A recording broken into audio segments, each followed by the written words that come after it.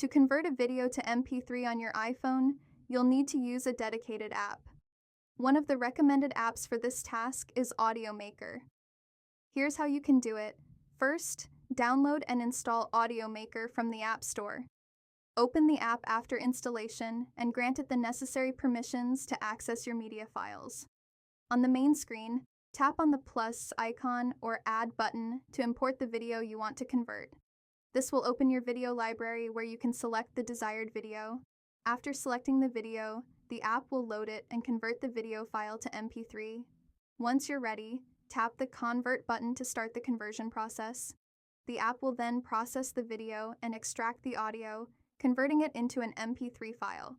This might take a few moments depending on the length and size of the video. Once the conversion is complete, the MP3 file will be saved within the app or your chosen output location. You can then access the converted MP3 file within the app's library or your device's file manager. From here, you can play the MP3, share it with others, or transfer it to different apps as needed.